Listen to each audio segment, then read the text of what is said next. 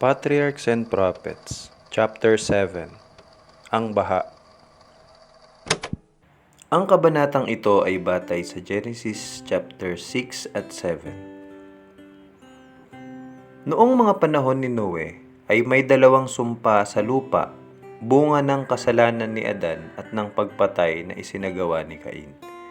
Ganun pa man, ito ay hindi gaanong nakabago sa itsura ng kalikasan. Nagkaroon ng katibayan ng pagkabulok, subalit ang lupa ay mayaman pa rin at maganda dahil sa mga kaloob ng Diyos. Ang mga gulod ay nakokoronahan ng maririlag na punong kahoy na sumusuporta sa mga sangang baging na hitik ng bunga. Ang maluwang na tila harding kapatagan ay nararamta ng lunti ang mga halaman at matamis na may bango ng 1,000 bulaklak. Ang mga prutas ay maraming uri at halos walang sukat ang dami. Ang mga puno ay higit ang kalakihan, kagandahan at pagkaangkop ng itsura kaysa mga puno ngayon. Ang kanilang kahoy ay may pinong himaymay at matigas, halos kasing tigas ng bato, at kaunti lamang ang kakulangan sa katibayan. Ginto, pilak at mahalagang mga bato ay napakarami. Ang sangkatauhan ay nagtataglay pa rin ng marami sa una nitong lakas. Kaunti pa lamang na mga lahi ang nakalilipas mula noong si Adan ay manggaling sa punong kahoy na nakapagpapababa ng buhay. At ito ay sinusukat pa sa pamamagitan ng mga daang taon. Kung yaon lamang mga taong iyon na may mahabang buhay, taglay ang kakaibang kapangyarihan upang magpanukala at magsagawa, ay nagtalaga ng kanilang sarili sa paglilingkod sa Diyos.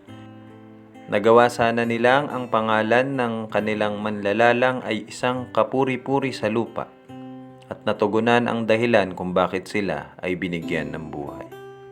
Subalit kinaligtaan nilang gawin ito. Marami noong mga higante, malalaki ang itsura at malalakas, kilala sa katalinuhan, mahusay sa paggawa ng pinakamahusay at kahangahangang mga gawa. Subalit ang kanilang kamalian sa pagpapaubaya sa kasalanan ay katumbas ng kanilang kakayanan at kaalaman. Pinagkalooban ng Diyos ang mga taong ito bago bumaha ng marami at mayayamang mga kaloob. Subalit ginamit nila ang kanyang mga kaloob upang parangalan ang sarili, at ang mga iyon ay gawing sumpa ng pagtutuon ng kanilang pagmamahal sa ipinagkaloob sa halip na sa nagkaloob.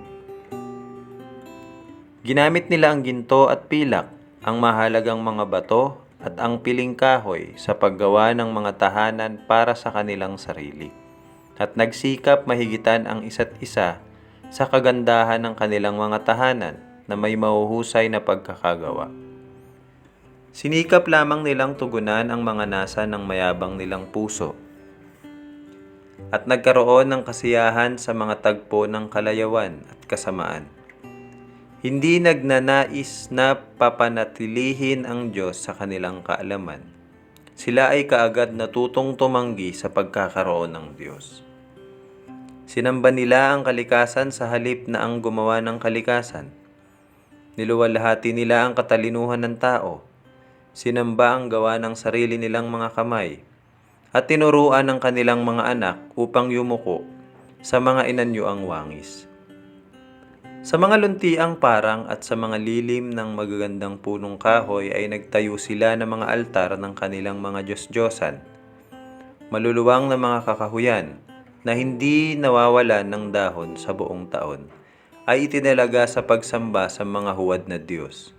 Karugtong ng mga kakahuyang ito ay may magagandang mga hardin.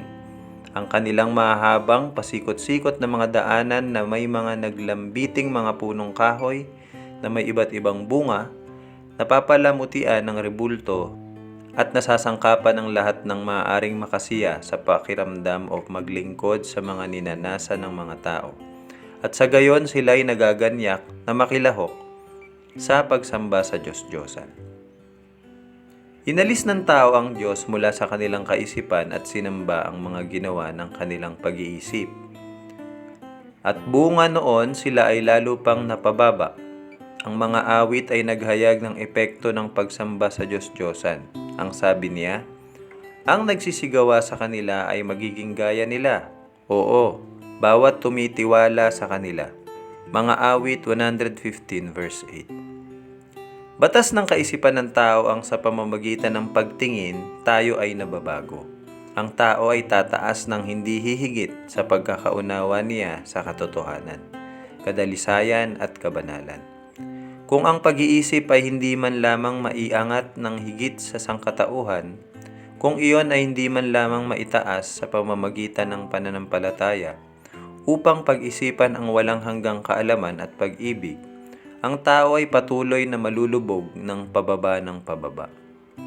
Kinakapitan ng mga sumasamba sa huwad na Diyos ang kanilang Diyos-Diyosan ng mga katangian at hilig ng tao. Kung kaya ang kanilang pamantayan ng likas ay bumaba, na tulad na lamang sa makasalanang sangkatauhan. Bunga noon, sila ay naging marumi. At nakita ng Panginoon na mabigat ang kasamaan ng tao sa lupa at ang buong haka ng mga pag-iisip ng kanyang puso ay pawang masama lamang na parati. At sumama ang lupa sa harap ng Diyos at ang lupa ay napuno ng karahasan. Ibinigay ng Diyos sa tao ang kanyang mga utos bilang patakaran ng buhay. Subalit ang kanyang kautusan ay sinuway at ang bawat may isip na kasalanan ang ibinunga. Ang kasamaan ng tao ay hayag at mapangahas. Ang kahatulan ay niyurakan sa kalupaan at ang sigaw ng mga naapi ay nakarating sa langit. Ang pag-aasawa ng higit sa isa ay maagang naipasok, labag sa banal na panukala sa pasimula. Ang Panginoon ay nagbigay kay Adan ng isang asawa.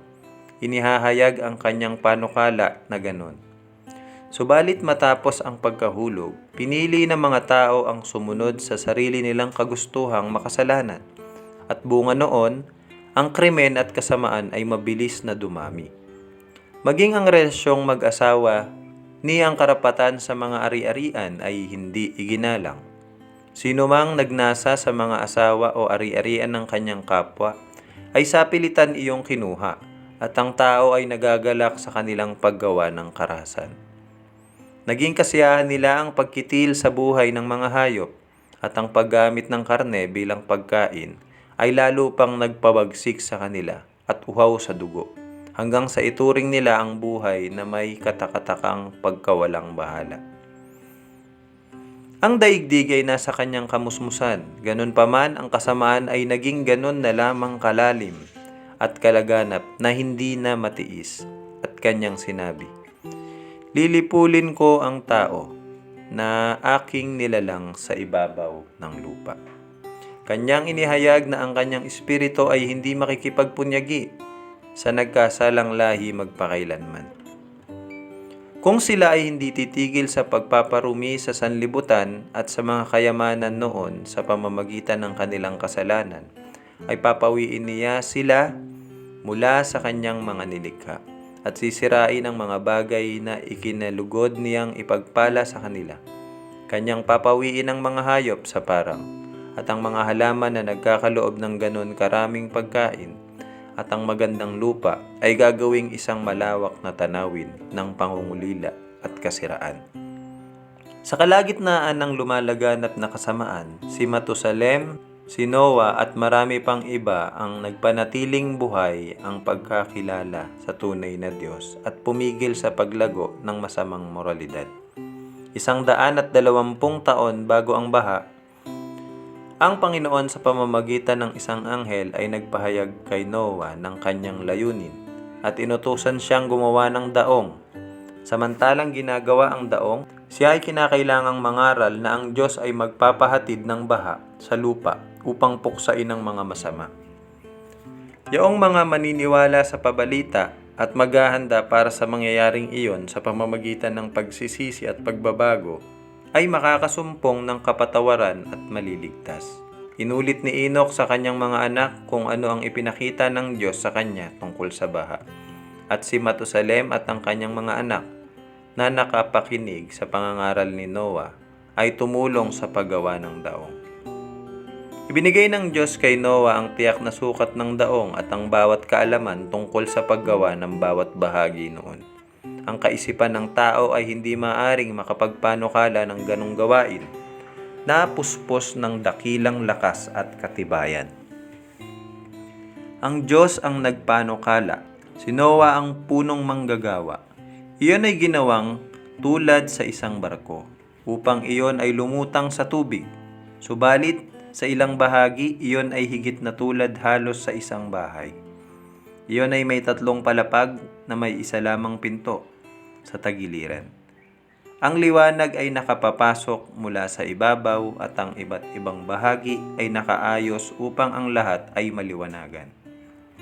Ang ginamit na kahoy sa paggawa ng daong ay sedro o kahoy na gopher na hindi maaaring mabulok sa loob ng daan-daang taon. Ang paggawa ng daong na ito ay isang mabagal at nakapapagod na gawain. Sa kalakihan ng mga punong kahoy at tigas ng mga kahoy, noon ay mas maraming gawain ang kinakailangan sa paghahanda ng kahoy kaysa ngayon. Kahit na malakas ang mga tao noon. Ang lahat ng magagawa ng tao ay ginawa upang ang daong ay magawang ganap. Subalit ang daong sa kanyang sarili ay hindi makakasalunga sa bagyong darating sa lupa. Ang Diyos lamang ang makapag-iingat sa kanyang mga lingkod sa kaguluhan ng mga tubig. Sa pananampalataya, si Noah nang paunawaan ng Diyos tungkol sa mga bagay na hindi pa nakikita. Dala ng banal na takot ay naghanda ng isang daong sa ikaliligtas ng kanyang sambahayan. Na sa pamamagitan nito ay hinatulan niya ang sanlibutan at naging tagapagmana ng katuwiran na ayon sa pananampalataya.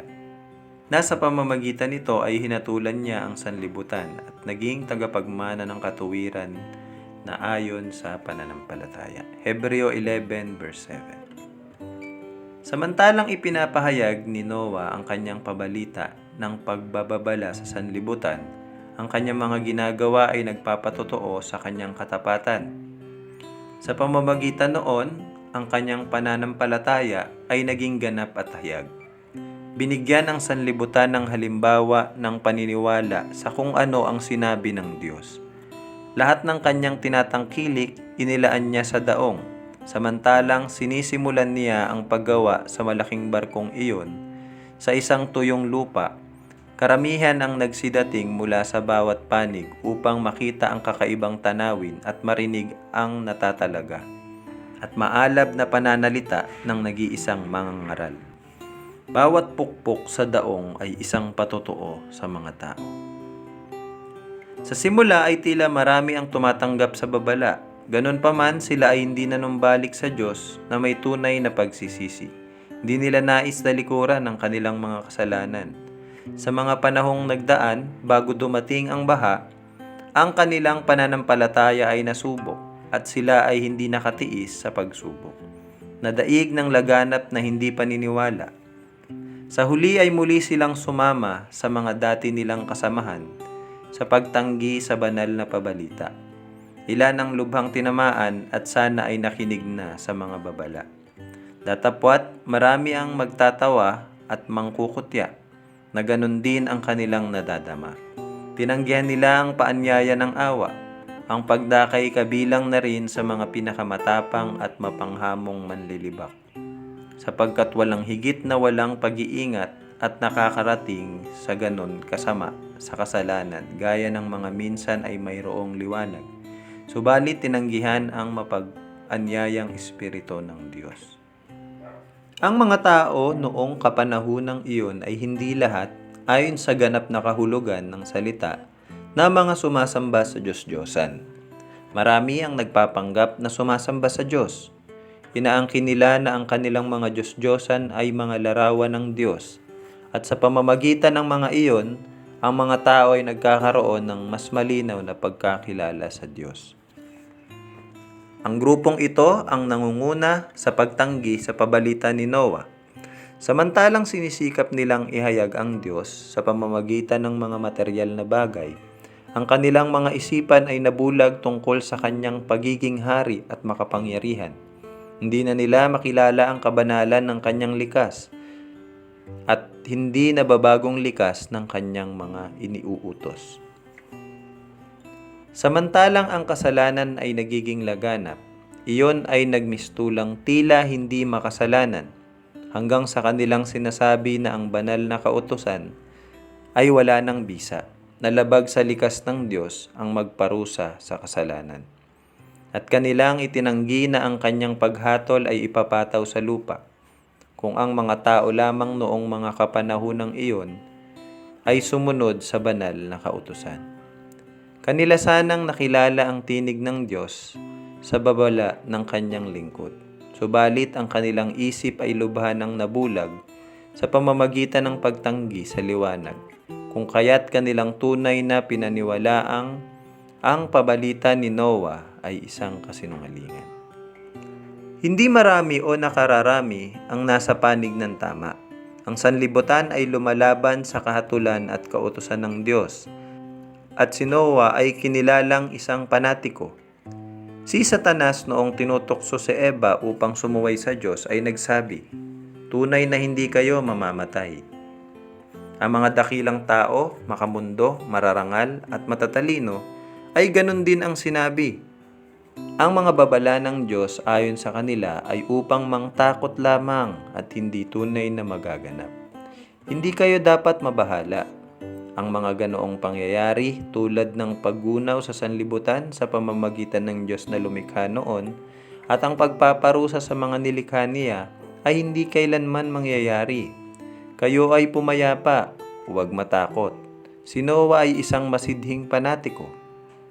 Ang sanlibutan ay nagtawa sa pagkaloko ng matandang nasisiraan ng bait. Sa halip na papagkumbabain ang puso sa harap ng Diyos, sila ay nagpatuloy sa kanilang pagsalangsang at kasamaan na parang ang Diyos ay hindi nagsalita sa kanila sa pamamagitan ng kanyang lingkod. Subalit si Noah ay nanindigang parang isang malaking bato sa gitna ng mga alon. Sa gitna ng laganap na paghamak at pangungutya, ay ibinunyi niya ang kanyang sarili sa pamamagitan ng kanyang banal na karangalan at hindi nanlulupaypay na pagtatapat. Isang kapangyarihan ang napasa kanyang salita sapagkat iyon ay ang tinig ng Diyos sa pamamagitan ng kanyang lingkod. Ang pagkakaugnay sa Diyos ang nagpalakas sa kanya sa lakas ng walang hanggang kapangyarihan. Samantalang sa loob ng 120 taon, ang kanyang banal na tinig ng lahing iyon tungkol sa mga mangyayari na sa paghatol ng kaalaman ng tao ay mga mahirap mangyari. Ang sanlibutan bago bumaha ay nagdahilan na sa loob ng maraming daang taon, ang mga batas ng kalikasan ay hindi nagbabago. Ang pabalik-balik na mga panahon ay dumarating ng ganun palagi. Kailanman ay hindi pa umulan noon. Ang lupa ay nadidilig sa pamamagitan ng singaw o hamog. Kailanman ang mga ilog ay hindi pa umapaw. Subalit maingat na nadadala ang kanilang mga tubig tungo sa dagat. Hindi mababagong mga kautusan ang nag-iingat upang ang tubig ay huwag umapaw sa mga pangpang. Subalit ang mga nagdadahilang ito ay hindi nakababatid sa kamay noong pumipigil sa tubig at nagsasabing, "Hanggang dito ay darating ka, ngunit hindi ka na lalagpas." Job 38 verse 11. Samantalang ang panahon ay lumilipas na walang nakikitang pagbabago sa kalikasan, ang mga tao na matigas ang mga puso na nanginig sa takot ay muling nagkaroon ng lakas ng loob. Kanilang inisip gaya ng iniisip ng marami ngayon, na ang kalikasan ay higit sa Diyos ng kalikasan. At ang kanilang batas ay ganun na lamang katatag na maging ang Diyos ay hindi magagawang baguhin ang mga iyon. Iniisip na kung ang pabalita ni Noah ay tama, ang kalikasan ay maiaalis sa kanyang landasin. Ginawa nila ang pabalitang iyon sa isipan ng sanlibutan na isang panlilinlang, isang malaking panloloko. Inihayag nila ang kanilang paghamak sa babala ng Diyos sa pamamagitan ng paggawa ng mga ginagawa nila bago ibinigay ang babala. Ipinagpatuloy nila ang kanilang mga kapistahan at ang kanilang mga matakaw na pagsasaya Sila'y nagsikain at nagsiinom, nagtanim at nagtayo ng mga gusali, nagpapanukala tungkol sa magiging pakinabang nila sa hinaharap, at sila ay nagpatuloy sa pagpapala pa ng kanilang kasamaan. At sa pagbabaliwala sa mga ipinag-uutos ng Diyos upang magpatotoo na sila ay hindi natatakot sa isang walang hanggan, kanilang iginiit na kung may anumang katotohanan sa sinabi ni Noah, ang mga kilalang tao, ang mga pantas, matatalino, dakilang mga tao, ay mauunawaan iyon. Kung ang mga tao lamang noon ay nakinig sa babala at pinagsisihan ang kanilang mga masasamang gawa, ay maaari sanang naialis ng Diyos ang kanyang galit, tulad sa pangyayari noon sa ginawa niya sa Ninive. Subalit sa pamamagitan ng kanilang matigas na pagtanggi sa mga pagsumbat sa konsensya at sa babala ng propeta ng Diyos, ay napuno ang sukat ng kasamaan ng lahing iyon at naging handa sa pagkagunaw. Ang kanilang palugit na panahon ay malapit nang matapos. Matapat na nasunod ni Noah ang mga tagubiling tinanggap niya mula sa Diyos. Ang daong ay tapos na sa bahagi ng iniutos ng Panginoon at pinuno ng pagkain para sa tao at sa hayop. At ngayon ang lingkod ng Diyos ay nagsagawa ng kanyang huling dakilang panawagan sa mga tao. May naghihirap na damdaming hindi mabigkas ng salita. Pinakiusapan niya silang humanap ng mapagkukublihan, samantalang ito ay masusumpungan. At minsan pa ay kanilang tinanggihan ang kanyang panawagan at nagtaas ng kanilang mga tinig sa pagtatawa at pangungutya. Hanggang sa bigla na lamang nagkaroon ng katahimikan ang mga nagtatawang karamihan. Iba't ibang uri ng hayop mula sa pinakamabangis hanggang sa pinakamaamo ay nakitang dumarating mula sa mga bundok at kagubatan at matahimik na nagtutungo sa daong. Isang ugong tulad ng sa malakas na hihip ng hangin ay narinig at narito. Ang mga ibon ay nagdatingan mula sa iba't ibang panig.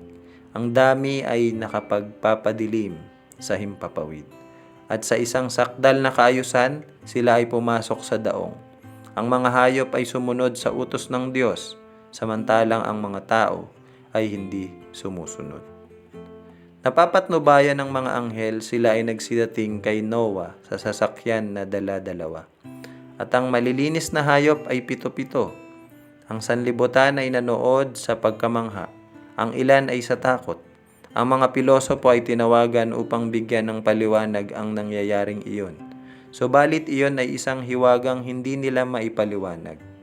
Subalit ang tao ay nagkaroon na ng katigasan sa patuloy na pagtanggi sa liwanag, ano pat maging ang pangyayaring ito ay lumikha lamang ng panandaliang impresyon.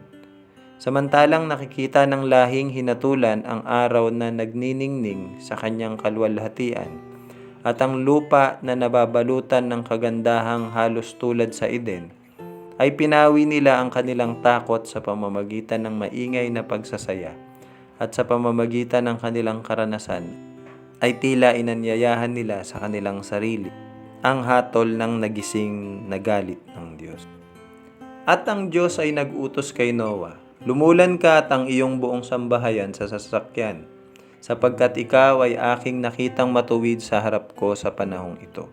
Ang mga babala ni Noah ay tinanggihan ng sanlibutan, subalit ang kanyang impluwensya at halimbawa ay naging pagpapala sa kanyang sambahayan. Bilang gantimpala sa kanyang katapatan at pagkamarangal, ay iniligtas ng Diyos ang lahat ng kanyang sambahayan kasama niya, isang pampasigla sa pagiging tapat na magulang. Ang habag ay tumigil sa pagsusumamo sa nagkasalang lahi. Ang mga hayop sa parang at ang mga ibon sa himpapawid ay nakapasok na sa lugar ng kaligtasan. Si Noah at ang kanyang sambahayan ay nasa loob ng daong at ikinulong siya ng Panginoon. Isang kislap ng nagniningning na liwanag ang nakita at isang ulap ng kalwalhatian na mas maliwanag kaysa kidlat ang bumaba mula sa langit at tumapat sa pintuan ng daong. Ang malaking pinto na imposibleng maisara noong mga nasa loob ay marahang isinara ng isang kamay na hindi nakikita. Si Noah ay sinarahan sa loob, at ang mga tumanggi sa habag ng Diyos ay sinarahan sa labas.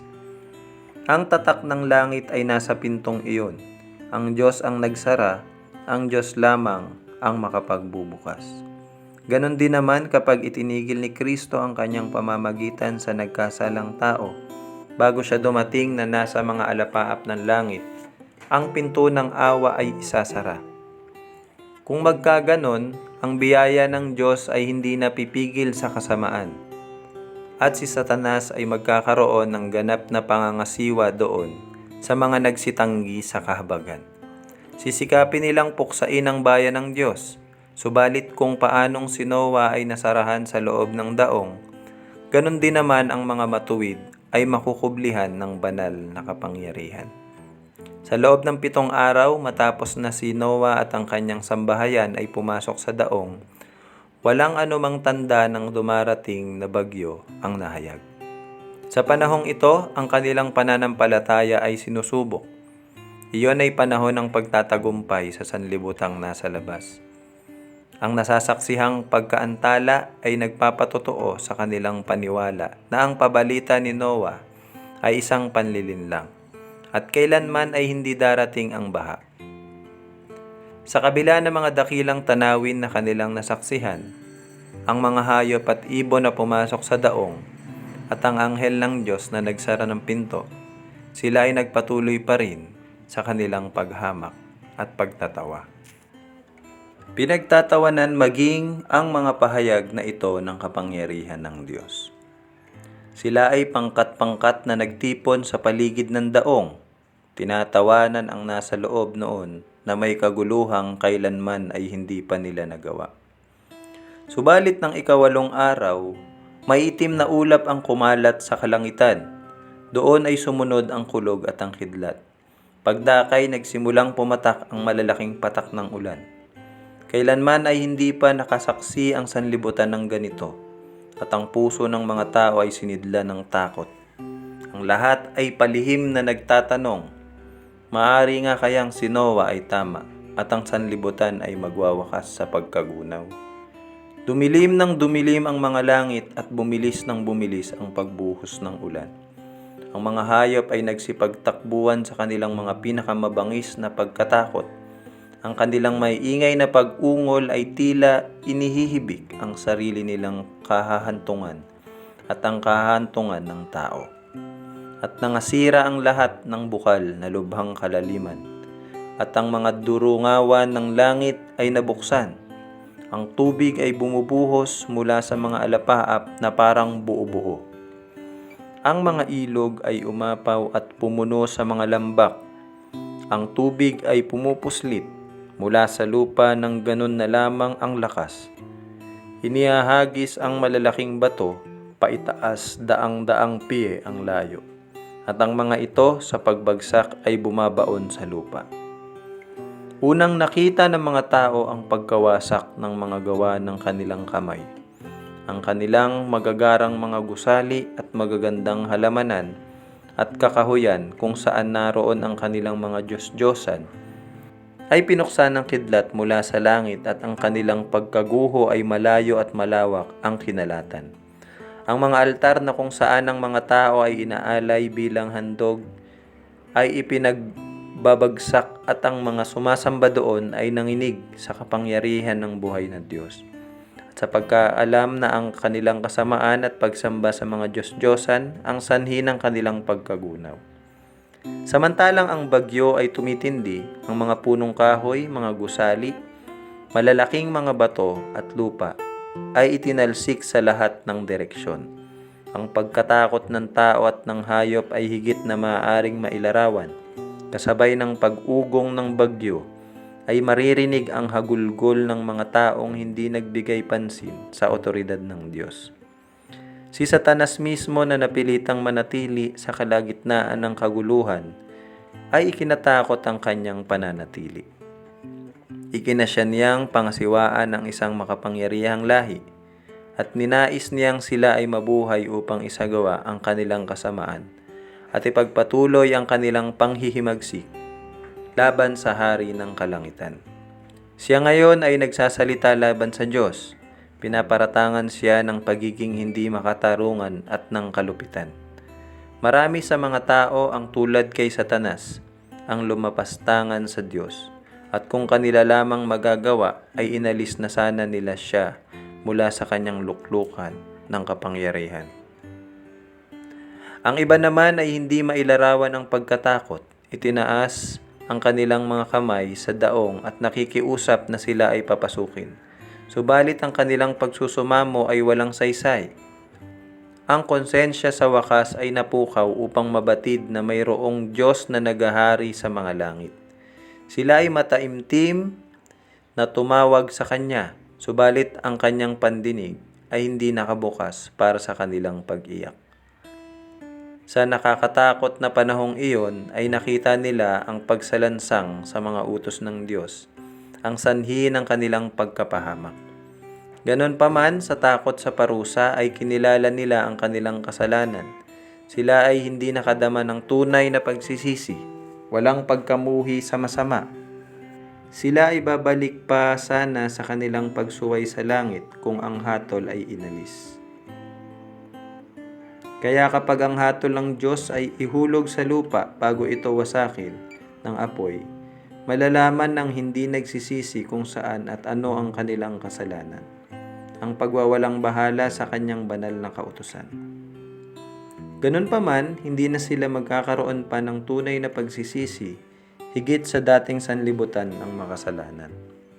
Ang ilan sa kawalan ng pag-asa ay nagpilit pumasok sa daong, subalit ang matibay na pagkakagawa ng daong ay nanaig sa kanilang pagsisikap makapasok.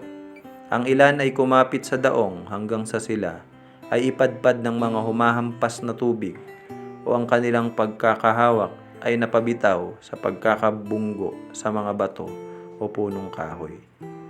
Ang malaking daong ay yumayanig sa lahat ng bahagi kapag hinahampas ng walang habag na hihip ng hangin at ipinapadpad kung saan-saan. Ang ungol ng mga hayop sa loob ay naghahayag ng kanilang takot at nararamdaman, subalit sa gitna ng magulong kapaligiran, sila ay nagpatuloy na ligtas sa pagkakasakay. Mga anghel na may ganap na lakas ay itinalaga upang iyon ay ingatan.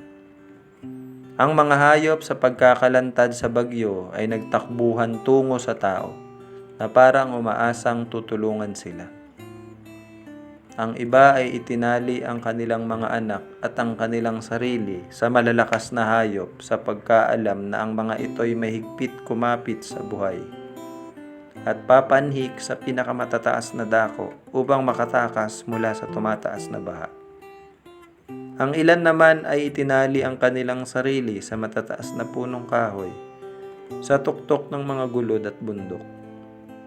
Subalit ang mga punong kahoy ay nangabunot at kasama ng mga buhay na nakasakay sa kanila ay nasakluban ng mga alon.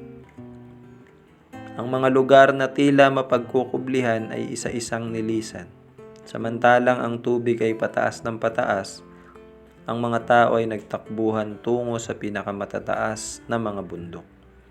Malimit ang tao at hayop ay magkasamang nagsisikap magkaroon ng matuntungan hanggang magkakasamang maanod ng baha. Mula sa pinakamataas na tugatog, ang mga tao ay tumanaw sa walang pangpang na karagatan. Ang dakilang babala ng lingkod ng Diyos ay hindi na isang paksa upang pagtawanan at hamakin. O anong pagkasabik ng mga nangamatay na makasalanang iyon sa mga pagkakataon na kanilang tinanggihan. Ganun na lamang ang kanilang pagsusumamo para sa isang oras ng pagkakataon. Isa pang pagkakataon ng awa. Isang tawag mula sa mga labi ni Noah. Subalit, ang matamis na pagtawag ng kaawaan ay hindi na nila maririnig. Ang pag-ibig lalo't higit ang kahatulan ay humihiling na ang hatol ng Diyos ay magbigay ng pagpigil sa kasalanan. Ang naghihiganting mga tubig ay umapaw sa pinakahuling matutunguhan at ang mga nagsitalikod sa Diyos ay nangamatay sa maitim na kalaliman. Sa pamamagitan ng salita ng Diyos, ang sanlibutan noon na inapawan ng tubig ay napahamak Ngunit ang sangkalangitan ngayon at ang lupa sa pamamagitan ng gayunding salita ay iningatang italaga sa apoy na itinataan sa araw ng paghukom at ng paglipol sa mga taong masama.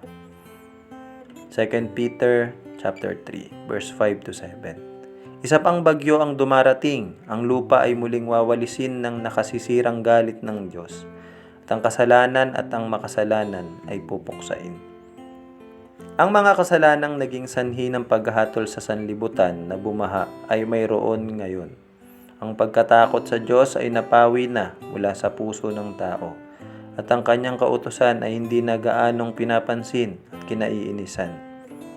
Ang matinding pagkamakamundo ng panahong iyon ay napapantayan ng nabubuhay sa panahon ngayon.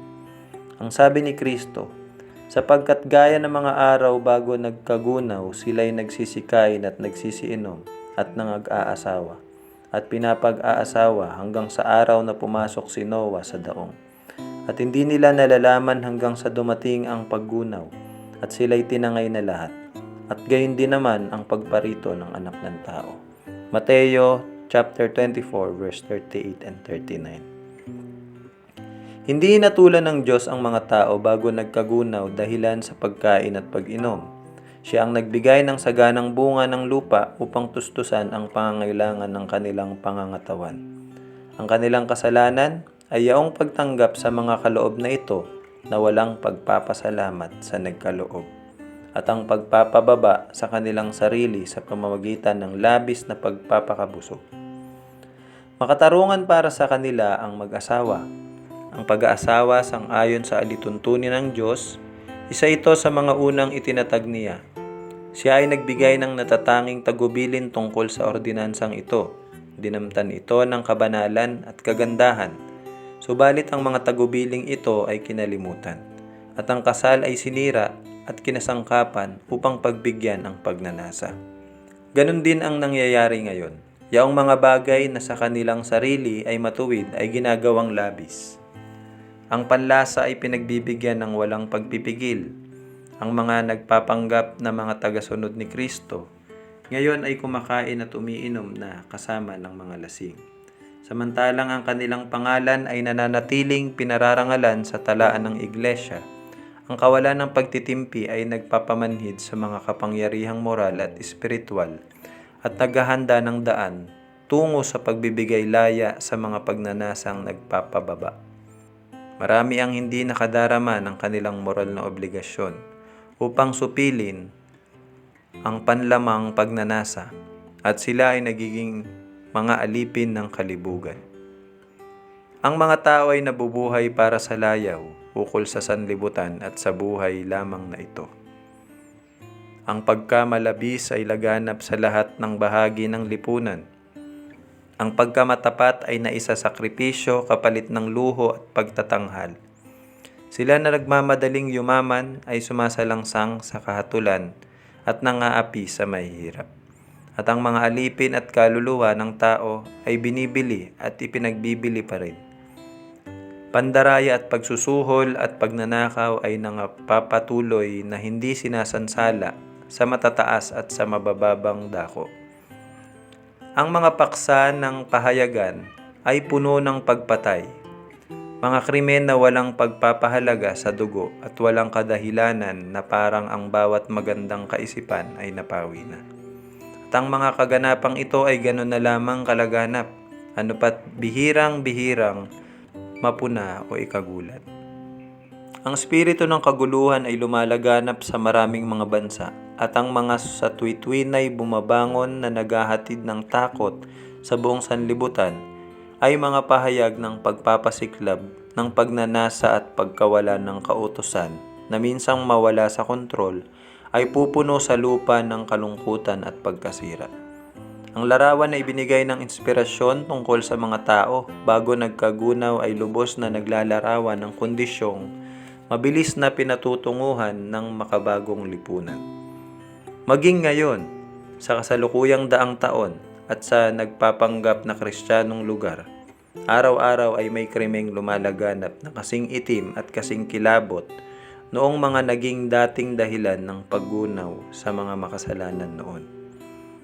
Bago bumaha ay sinugo ng Diyos si Noah upang bigyang babala ang sanlibutan, upang ang mga tao ay maakay sa pagsisisi at nang sa ganon ay makatakas sa napipintong pagkagunaw. Samantalang ang panahon ng ikalawang pagpapakita ni Kristo ay lumalapit, isinusugo ng Panginoon ang kanyang mga lingkod na may babala sa sanlibutan upang maghanda sa dakilang pangyayaring iyon. Marami ang nabubuhay na sumusuway sa mga utos ng Diyos, ay ngayon siya sa kanyang kaawaan ay nananawagan sa kanila upang sumunod sa banal na utos. Ang lahat ng mag-aalis ng kanilang kasalanan sa pamamagitan ng pagsisisi sa Diyos at pananampalataya kay Kristo ay pinapagkalooban ng kapatawaran. Subalit marami ang nakadarama na isang napakalaking sakripisyo ang kailangan upang maalis ang kasalanan. Sapagkat ang kanilang buhay ay hindi sumasang-ayon sa mga dalisay na prinsipyo ng moral na pamahalaan ng Diyos. Tinatanggihan nila ang kanyang mga babala at hindi kinikilala ang pamamahala ng kanyang kautusan.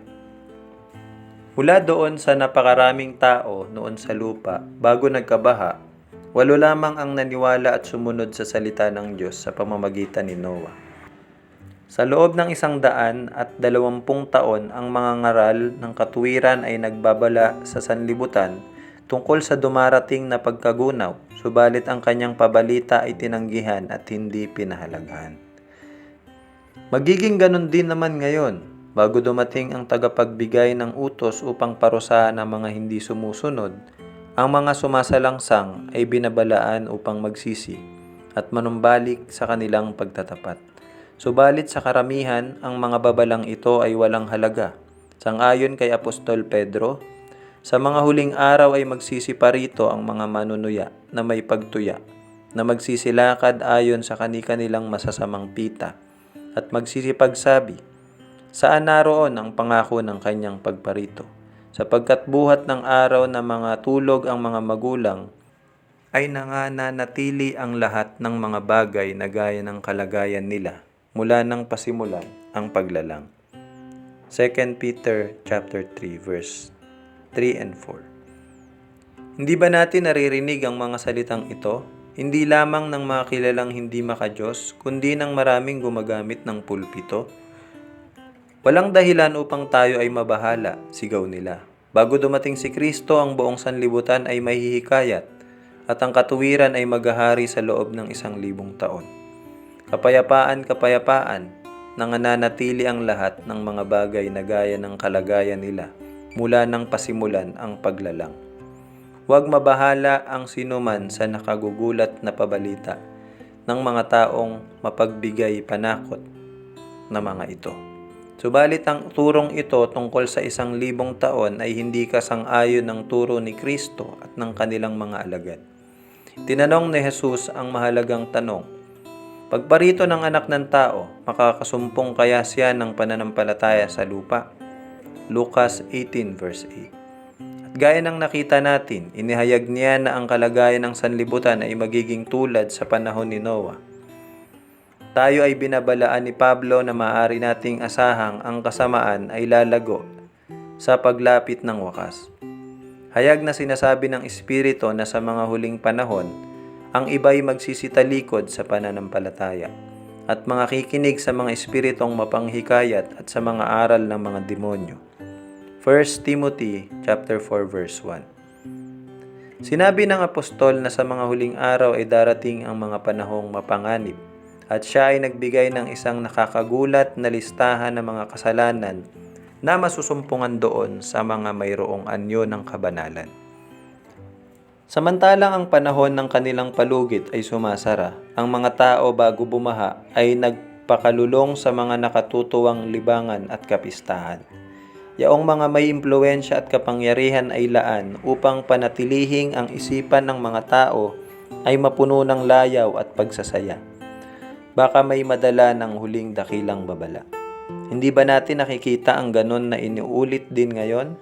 Samantalang ang mga lingkod ng Diyos ay nagpapahayag ng pabalita na ang wakas ng lahat ng mga bagay ay malapit na, ang sanlibutan ay abala sa layaw at mga pagsasaya. May walang patid na nagpapatuloy na kasiyahan na lumikha ng di pagpansin sa Diyos at iniiwas ang mga tao mula sa impluensya ng katotohanan na siya lamang tanging makapagliligtas sa kanila mula sa dumarating na paggunaw. Noong mga panahon ni Noah, ang mga marurunong ay nagpapahayag na imposibleng ang sanlibutan ay magunaw sa pamamagitan ng tubig. Ganon din naman ngayon ay may mga tao ng agham ang nagsasabing ang sanlibutan ay hindi magugunaw sa pamamagitan ng apoy, na ito ay hindi katugma ng batas ng kalikasan. Subalit ang Diyos ng kalikasan, ang lumikha at nangasiwa sa kanyang mga batas, ay maaaring gamitin ang ginawa ng kanyang mga kamay upang ganapin ang kanyang layunin. Noong ang mga tanyag at marurunong na tao ay nakapagpatunay ng lubos na imposible para sa sanlibutan ang magunaw sa pamamagitan ng tubig, noong ang takot ng mga tao ay natahimik, noong ang itinuturing ng lahat ang hula ni Noe bilang isang panlilinlang at itinuring siya bilang isang panatiko, noon nangyari na ang panahon ng Panginoon ay dumating. Ang lahat ng bukal ng lubhang kalaliman ay nangasira at ang mga panunuya ay nangalunod sa baha, kasama ang lahat ng kanilang ipinagmamalaking pilosopiya. Huli na ng masumpungan ng tao na ang kanilang karunungan ay kamangmangan, na ang tagapagbigay ng utos ay higit na dakila kaysa sa batas ng kalikasan, at ang makapangyarihan sa lahat ay hindi nagagahol sa pagsasakatuparan ng kanyang mga layunin. At kung paano ang nangyari sa mga kaarawan ni Noah, gayon din naman ang mangyayari sa araw na ang anak ng tao ay mahayag. Lucas 17 verse 26 and 30. Datapwat darating ang araw ng Panginoon na gaya ng magnanakaw, na ang sangkalangitan sa araw na iyan ay mapaparam na kasabay ng malaking ugong at ang mga bagay sa langit ay mapupugnaw sa matinding init. At ang lupa at ang mga gawang nasa lupa ay pawang masusunog. 2 Peter chapter 3 verse 10. Kapag ang pangangatwiran ng pilosopiya ay nakapagpaalis ng takot tungkol sa paghuhukom ng Diyos, kapag ang mga pinuno ng relihiyon ay nagtuturo tungkol sa mahahabang panahon ng kapayapaan at pag-unlad, at ang sanlibutan ay maging abala ng tungkol sa hanap buhay at paghanap ng kasiyahan, nagtatanim at nagtatayo, nagpipiesta at nagpapakasaya, tinatanggihan ng mga babala ng Diyos, at kinukutya ang kanyang mga lingkod. Kung magkagayon ay biglang darating ang pagkawasak sa kanila at sila'y hindi mga katatakas.